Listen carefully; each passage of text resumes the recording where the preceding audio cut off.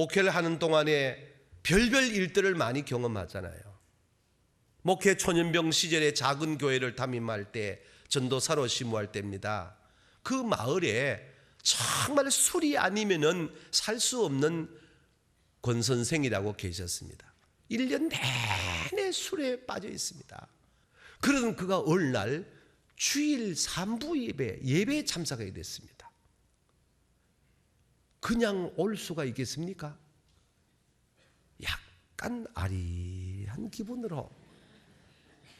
절대로 그런 분은 맨정신으로 교회에 못 나옵니다.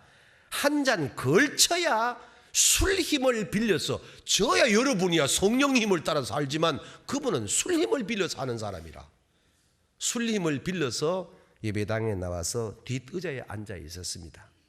사람들이 그 곁에 앉기를 좋아했겠습니까? 마치 없어서는 안 될, 있어서는 안 될 사람이 있는 것이 피하게 됩니다. 그러던 중에 권사님이 들어오시다가 뒷자리에 딱 문을 열고 들어오니 술 냄새가 확 퍼지니까 하지 말아야 할 말을 하신 겁니다. 술 처먹고 교회에 올 바에는 뭐하러 왔냐?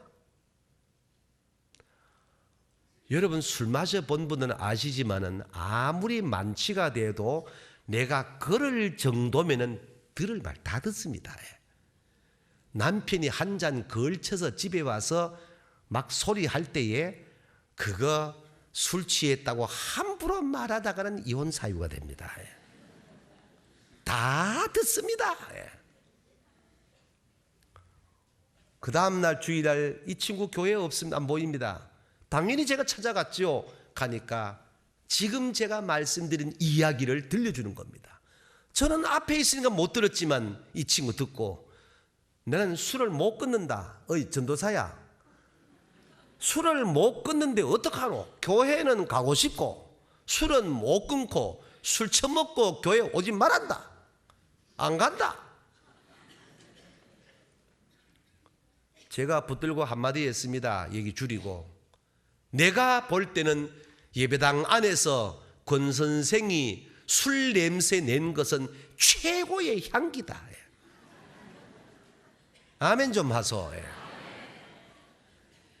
나 서임중 전도사가 그 냄새 맡았다면은 최고의 향기요, 내가 아니라 예수님이 그날 그 자리에서 계셨더라면은 권 선생이 풍긴 그 술 냄새는 역사 이래 최고의 향기다.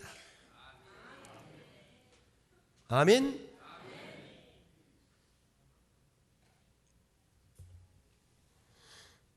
예수님이 그거 좋아하시는 거 아니겠습니까? 술이 취해서라도 주님을 찾아온 그 아들이 이뻤지 않겠습니까? 사랑스럽지 않았겠습니까? 그런데 권사는 술을 먹고 교회 올 바에야 뭐하러 왔냐고 했습니다. 세리 레위가 예수님이 좋아서 예수님 따라갔습니다. 그냥 좋은 게 아니었습니다. 얼마나 좋았던지 집에 잔치를 벌이고 주님을 초청했습니다. 세리 집에 누가 옵니까? 세리들이 왔습니다. 많은 죄인들이 왔습니다. 예수님께서 초청받고 이 레위의 집에 갔습니다. 바리새인들이 이걸 보고 뭐라 했겠습니까? 어떻게 하여 죄인들과 함께 앉아 먹느냐 이랬습니다. 예수님께서 이때 놀랄 말씀을 하셨습니다. 누가복음 5장 31절 32절 말씀에 나옵니다. 예수께서 대답하여 이르시되 건강한 자에게는 의원이 필요 없고 병든 자에게야만 의원은 쓸데가 있나니 인자가 온 것은 의인을 부르러 온 것이 아니라 죄인을 부르러 왔노라. 아멘. 내가 목사요, 내가 장로요, 내가 권사요, 집사라고 하여 의인이 아닙니다. 죄인입니다. 내가 그런 직분 받고 세례 받았다고 교인이라고 의인 됐다고 착각할 때에 주께서 멀어지는 겁니다. 이 말씀의 핵심이 무엇입니까? 잘못된 사람들을 바로 세우기 위하여 주님이 오셨다, 이 말 아닙니까? 오늘 1절 말씀이 그런 겁니다. 형제가 잘못됐으면은 그를 정죄하고 비판하지 말고 그들을 바르게 세우는 게 성도니라. 아멘. 이것이 교회의 모습이 되어야 됩니다. 이것이 오늘 저와 여러분의 삶이 되어야 될 줄로 믿습니다. 얼마나 아름다운 모습입니까? 우리 포항중앙교회가 그런 교회로 여기까지 오게 된 하나님께 감사를 드립니다. 정말 감사합니다. 고린도 교회가 계파 싸움이 벌어졌습니다. 바울파다, 아볼파다, 게바파다, 그리스도파다. 사도 바울이 편지를 보냅니다. 이래서는 안 된다. 그러면서 여러 가지 이야기를 쓰는 가운데 이렇게 말씀합니다. 우리 선조들이 우상 섬기다가 멸망당했다. 간음을 하다가 하루에 23,000명이 죽어나갔다. 주를 시험하다가 뱀에게 물려 죽었다. 원망 불평하다가 우리 선조들이 다 멸망당했다. 우리는 그러지 말자. 우리 믿음의 선배들이 이렇게 하다가 이렇게 멸망을 당했다면은 이런 일들이 오늘 우리에게는 거울이 되어 우리는 그러지 말자. 마찬가지입니다. 오늘을 살면서 형제들이 잘못된 것을 보면은 그를 도와주고 위로하고 격려하며 하나님의 사랑으로 감싸 안고 그들이 바로 서도록 도와주는 게 교회입니다. 아멘. 그렇게 사는 사람을 성도라 하는 것입니다. 언제부터인가 한국교회는 없는 것도 만들어내어서 형제를 죽이는 교회가 되어가고 있는 겁니다. 그러고도 주일날 성전에 모여서 할렐루야 아멘을 높이면서 마치 의인된 듯 야단 법석을 떨 때 우리 주님이 얼마나 허전하시겠어요. 어떻게 하면 우리가 보다 더 성도의 삶을 살 수가 있겠느냐? 구체적 삶은 무엇이냐? 2절 말씀이 또 답이 나오는데 읽어보겠습니다. 시작. 너희가 짐을 서로 지라. 그리하여 그리스도의 법을 성취하라. 아멘. 자, 저를 보세요. 그리스도의 법이 뭡니까? 예수님께서 우리에게 세 계명을 주신다고 말씀하시면서 서로 사랑하라. 아멘. 그리고 요한을 통하여 이 예수님이 말씀하신 그리스도의 법, 사랑이 어떤 것인가를 한마디로 함축하기를 사랑은 허다한 죄를 덮느니라. 아멘. 그 이상 무슨 말이 필요합니까? 그러니까 3절 말씀에서 이 법을 실천하게 되어질 때에 어떤 일이 나타나느냐? 3절 같이 읽어보겠습니다. 시작. 만일 누가 아무것도 되지 못하고 된 줄로 생각하면 스스로 속임이니라. 아멘. 실제로 우리가 교회 생활을 하지만 되지 못한 사람들이 된 줄로 알기 때문에 교회가 시끄러워지는 거예요. 성도라면은 자기를 살피는 자입니다. 아멘. 진정 자기 자신을 살피는 사람이라면은 남의 일을 돌아볼 겨를이 없는 거예요. 많은 제자들이, 후배들이 상담을 해옵니다. 목사님, 그래, 저는 주일마다 스트레스 받는 게 하나 있어서 미치겠어요. 야 임마야, 미치지는 말아라. 내가 주일날 미치면 어떻게 되니? 미쳐도 월요일날 미쳐라. 내가 그러니까 이제 이 친구가 목사님 자꾸 농담하시면 됩니까? 저는 심각합니다. 그게 뭐냐? 얘기는 해봐라. 권사님 한 분이 계시는데 그분은 좀 별난 분 같아. 넥타이에 대해서 어느 한 주일도 이야기 안 하는 날이 없답니다. 참 별 사람 다 있어요. 살다 보면요. 왜 파란색입니까? 왜 노란색입니까? 왜 빨간색입니까? 반대로 말하면 참 파란 색깔 시원네 좋네요. 노란 색깔 믿음 색깔 되어 좋네요. 빨간 색깔 정열적이어서 좋네요. 까만 색깔 참 괜찮네요. 그럼 된데 365일 52주일 넥타이만 보면 왜 까맣습니까? 노랗습니까? 왜 길게 맸습니까? 짧게 맸습니까? 그러니까 주일만 되면 그 권사님이 등장하면 이 습관이 됐다는 얘기예요. 우리는 웃지만은 그 친구는 얼마나 힘들게 했어요. 그 목사님, 저희를 가르치셨으니까 이럴 때는 어떻게 대처를 해야 됩니까? 이렇게. 야, 이 녀석아, 너 원래 목회 몇 년째? 12년째입니다. 12년쯤 됐으면 산전수전 한번 겪었을까 아이가? 내가 시킨 대로 해라. 어떻게 하면 됩니까? 이번 주일날 또 뭐라 하거들랑 딱 한마디만 해라. 뭐라고 하면 되겠습니까? 권사님 참 감사합니다. 자, 그러지 마시고 권사님이 사주시는 넥타이를 매면은 만사형통입니다.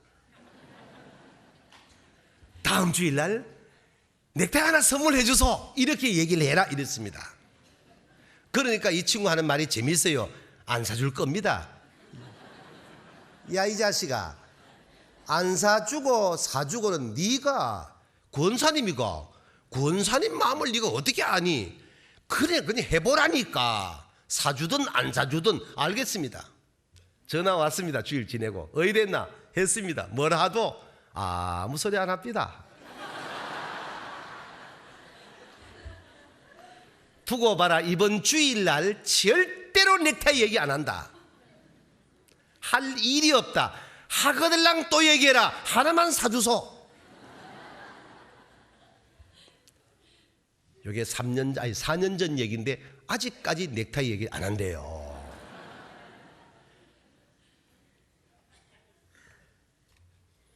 항상 자기 허물이 많고 자기 약점이 많은 사람들은 남을 정죄합니다. 심판합니다.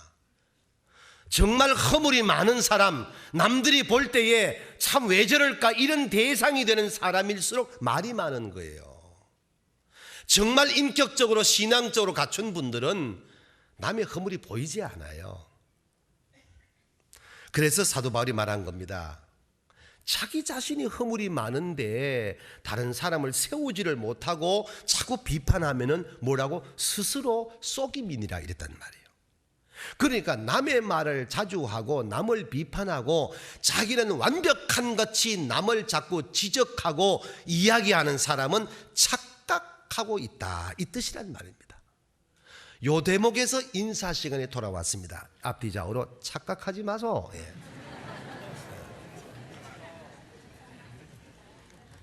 아멘. 그래서 야고보 1장 22절에 주께서 야고보를 통해 말씀합니다. 너희는 말씀을 행하는 자가 되고 듣기만 하여 자기를 속이는 자가 되지 말라. 착각하지 말라 이 말입니다. 무슨 자기는 완벽한 것 같이, 자기는 모든 것이 다 갖춘 사람 같이 지시하고 명령하고 비판하고 이야기하는 사람의 강점이 뭐냐? 그만큼 자기 허물이 많다는 걸 드러내고 있다는 얘기입니다. 4절 말씀을 다시 읽어보겠습니다. 시작.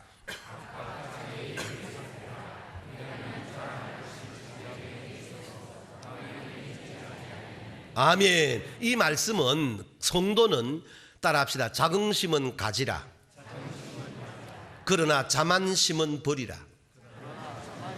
아멘. 자긍심이라고 하는 것은 자기 자신에 대한 긍정적인 마음을 말하는 겁니다. 그러나 자만심은 남과 비교하여 우쭐대는 뽐내는 마음을 자만심이라는 겁니다. 성도는 예수 그리스도로 말미암아 내가 하나님의 자녀가 된 자기 스스로 긍정하는 최고의 자긍심을 가져야 됩니다. 아멘. 그러나 남들과 비교하여 내가 우월하다라고 하는 자만심은 버려야 되는 것입니다. 그래서 5절로 말씀을 결론을 내리고 있는데 함께 읽어보겠습니다. 시작. 각각 자기의 짐을 질 것이라. 아멘. 여기서 나오는 말씀이 뭐냐? 복음의 삶입니다. 제가 여러분에게 20년 동안 귀에 닿지가 않도록 이야기하는 복음의 삶이 뭐냐? 이해와 관용과 용서와 사랑이라는 것입니다. 이 말씀의 마지막 함축된 것이 뭐냐? 십자가에 죽으시고 다시 만들어낸 교회의 본질이 뭐냐? 이해와 관용과 용서와 사랑이란 옷을 입고 사는 사람을 성도로 하는 것입니다. 여기까지 이르게 되어질 때에 우리는 아름다운 삶을 엮어내게 되는 줄로 믿습니다. 자기 짐을 질 것이라 그랬습니다. 자기 짐, 참 많은 걸 생각하게 하는 용어입니다. 전체적인 내용을 보게 되어지면 짐이라고 하는 것이 무겁지 가벼운 것은 없습니다. 교회에서 받은 직분도 하나의 짐입니다. 그 직분을 수행하게 되어진 일, 사명도 하나의 짐입니다. 그런데 교회에서 감당해야 할 짐이 전혀 싫지 아니하고 기쁨으로 감사함으로 그 짐을 짊어지는 사람이 있고, 교회에서 이 무거운 짐을 지기 싫어하는 성도도 있다는 것입니다.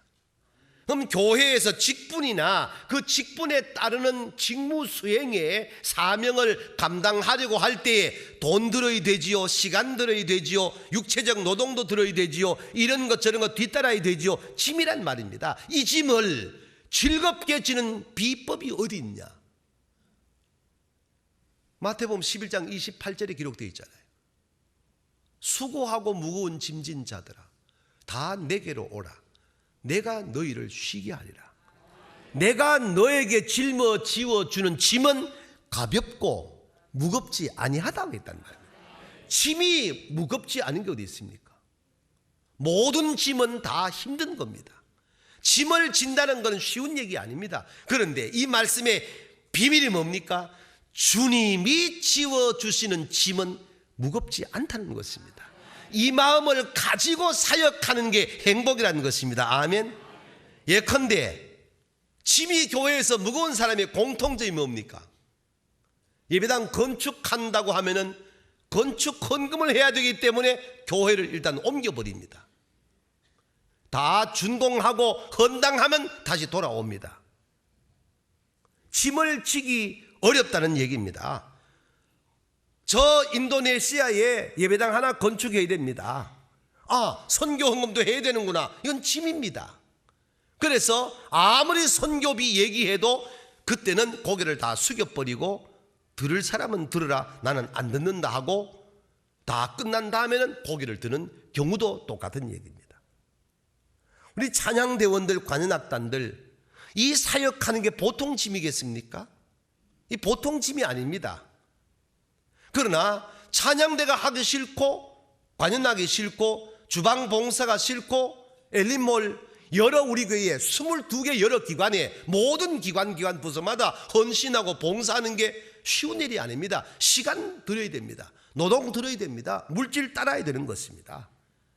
쉬운 일이 아닙니다. 그런데 이런 모든 일을 하게 되어질 때에 즐거움으로 하는 사람이 있고 힘들게 하는 사람이 있다는 겁니다. 왜 즐겁게 하느냐? 마태복음 11장 28절 29절 30절 말씀에 주께서 말씀한 법을 알기 때문에, 그 짐을 지기 때문에 그 짐이 쉽고 가볍고 행복하고 감사하고 기쁨으로 질 수가 있다 이겁니다. 똑같은 주의 일을 하면서 불평하며 원망하며 짜증내며 하는 것과 기쁨으로 감사함으로 하는 것과 차이는 하늘과 땅 같은 차이라는 얘기입니다. 이런 사람들, 교회에서 짐이 무거운 사람들을 뭐라 말하냐? 따라합시다. 거룩한 얌체들이다. 거룩하긴 거룩한데 얌체들입니다. 그런데 반대로 이 짐을 행복하게 짊어지고 사역하는 사람들이 많이 있습니다. 누가 보든 안 보든, 힘이 들든 힘이 들지 않든, 남이야 알아주든 말든, 내가 주의 은혜를 입은 성도로서 날마다 감사하고 날마다 행복하고 날마다 기뻐하며 내가 할 수 있는 범주 안에서 최선을 다하여 헌신할 때에, 헌심할 때에, 헌물할 때에 거기서 나타나는 현상이 뭐냐? 축복이라는 것입니다. 은혜라는 것입니다. 감사라는 것입니다. 이 은혜가 우리 모두의 것이 되기를 주의 이름으로 축복합니다. 그래서 2절 말씀에는 서로 지라고 말하고 5절 말씀에는 자기 짐을 이야기하고 있는 겁니다. 2절 말씀에 이 짐은 공동체 전체의 짐을 말하지만은 5절에 이 짐은 개인적인 짐을 말하고 있는 것입니다. 이 두 가지의 짐을 조화롭게 짊어지는 사람을 두고 뭐라냐? 성도라, 이렇게 말하는 것입니다. 이 성도의 삶이 오늘 저와 여러분의 삶이 되기를 주의 이름으로 축복합니다. 정몽헌 회장님이 자살하셨을 때 제 목회 일지의 한 토막에 이런 글이 있습니다. 짐이 참 무거우셨구나. 제가 그렇게 썼습니다. 최진실 씨가 자살했을 때도 똑같이 목회 일지에 한 토막 실었습니다. 이렇게 모든 면에 뛰어난 분이 짐이 참 무거웠던 모양이구나. 노무현 대통령께서 자살하셨을 때도 저는 똑같은 글을 내 목회 일지에 기록했습니다. 얼마나 짐이 무거우셨으면 이 길을 가셨을까? 여러분, 인생 여정에 짐이 무겁지 않은 사람이 있습니까? 저는 만명교회의 목사입니다. 제 짐이 가볍겠습니까? 먹어도 여러분 생각, 마셔도 여러분 생각, 잠을 잠자리 들어도 여러분 생각, 눈을 떠도 여러분 생각. 참 죄송한 얘기하면 차라리 한 10명 교인 데리고 목회하면 복장이나 편할 겐데, 이 많은 교인들 별별 일들이 날마다 벌어지는 목회 현장, 이 짐이 아닌 줄 아십니까? 이 많은 성도님들이 저를 즐겁게만 하십니까? 그것도 아닙니다. 힘들게 할 때도 있고 행복하게 할 때도 있고 이러하든 저러하든 짐이 다 될 수가 있는 겁니다. 그러나 분명한 것 한 가지는 인생이란 삶 자체가 짐을 지고 있는 것이다라는 겁니다. 지금 여러분 아프지 않은 분 누가 있습니까? 여러분 가난과 싸우지 않은 분 누가 있습니까? 남들이 볼 때 다 행복해 보이지만은 남편 문제로, 아내 문제로 어디 얘기도 하지 못하고 홀로 고민하고 아파할 사람이 지금 여기 없겠습니까? 무자식이 상팔자다. 요즘은 연속과 유자식 상팔자 별별 말이 다 만들어내는데, 자식이 있어서 행복하기도 하지만 그 자식 때문에 무거운 짐이 되는 부모가 없는 줄 아십니까? 인생은 삶 자체가 짐을 지고 가는 것입니다. 믿으시면 아멘. 짐이 무겁다고 내 목숨을 끊어버리면은, 짐이 무겁다고 살 소망이 없다면은 그런 사람은 성도라고 할 수 있는 게 아닙니다. 성도는 이 비밀을 알기 때문에 어떤 무거운 짐도 가볍게 짊어질 수 있는 지혜가 있다는 것입니다. 몸이 아픈 것도 짐이지만 아픈 것이 오히려 은혜가 되는 성도가 있다는 것입니다. 가난이 내 무거운 짐이지만은 그것이 오히려 내게 있어서 행복이 될 수 있다는, 가볍게 그 가난의 짐을 짊어지고 하는 사람이 있다는 것입니다. 인생은 삶 자체가 짐이지만 주께서 말씀하신 대로 말한다면은 그 모든 짐도 가볍게 짊어지고 인생을 멋지게 살아갈 수 있는 사람을 이름하여 뭐라? 성도라 하는 것입니다. 이 성도의 삶이 여러분의 삶이 되기를 주의 이름으로 축복합니다. 여러분, 다시 질문합니다. 여러분은 성도입니까? 이 질문 앞에 오늘 우리는 최소한 1절과 2절, 3절과 4절, 5절에 이어지는 그리스도인이라면 최소한 이렇게는 살아야 된다는 이 말씀을 마음에 담고 또 한 주간 살아가십시다.